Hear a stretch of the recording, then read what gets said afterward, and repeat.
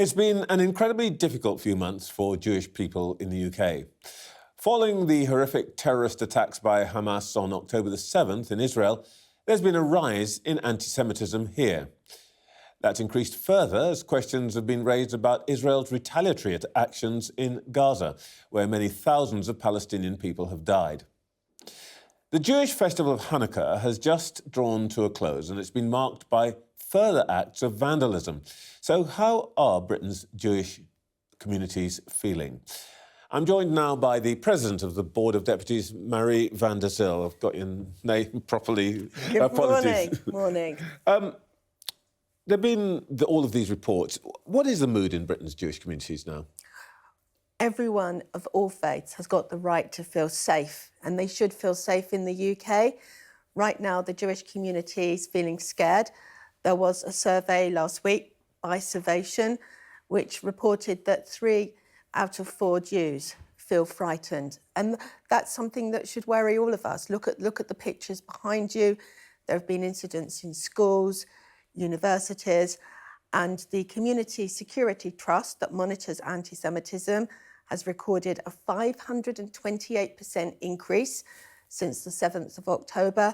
And there's 1,890 incidents, which range from assault to vandalism. And schools and universities have become really, really difficult places for Jews.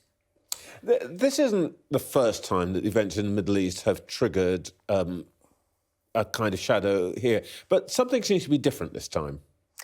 I agree with you. It is different this time. The 7th of October is a date that most Jews will think of as before the 7th and after the 7th of October. That day was a pogrom, there were barbaric murders, and the sense of trauma that Jews feel here in the UK. And I want to say that I find the pictures of Palestinian children appalling. I don't want anyone to die. I don't want any Palestinian civilians to die. But Jews in the UK have got many friends and families in Israel, and it is an incredibly difficult situation. We all want the war to be finished. We all want to have peace. And the organisation that I represent, the Board of Deputies of British Jews, believes in a two-state solution, a secure Israel with secure borders. But clearly Gaza also has to have a Marshall Plan, and there needs to be peace, and the world community has to implement a two-state solution. How you say that you and the board favour the two-state solution. The Israeli ambassador in London this week has said her words are absolutely not. How difficult is the stance of the Israeli government? And you're not responsible for them at all. I think we all have to accept that. How difficult do you think the stance of the Israeli government makes it for British Jews?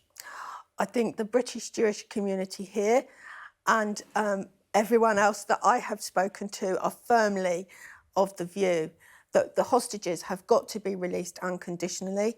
Rockets are still being fired into Israel. There is a support, of course, for humanitarian pauses, for aid, to get into Gaza. But ultimately, it's only a political solution that can actually work. There has to be a two-state solution. And I'm firmly of that view. And I know that our organisation, we've had a debate, we've had a vote on it. We're also in that territory. Coming back home, over the last 9 weeks, I've got the sense from Jewish people that I speak to that the thing that is most traumatic in a way is that feeling that folks that they thought would be in their corner, at least empathetic, seem to have gone missing. And examples like the decision of the football authorities not to light up Wembley Arch, the Wembley Arch in Israeli colours after October 7th. Is that familiar to you? Does it matter? It's very lonely right now being a Jew. The government and the opposition have been incredibly supportive, and without their support it would have been much more difficult. I would say that a lot of relationships have been challenged and stretched, and this is a very, very hard thing to accept. With the Ukraine situation, straight away there were flags in people's houses. Everybody was being supportive. What happened on October the 7th was a barbaric pogrom, and there was some initial sympathy, but that wore off very, very quickly. Israel didn't go looking for any war. There wasn't a war at the time. And it is very hard to accept the lack of sympathy. But what's important is we all have to move forwards. We all need to live together in the UK, and we all have to work on these relationships. And I'm also committed to doing that. Marie van der Zel, thank you very much for your time this morning. Thank you.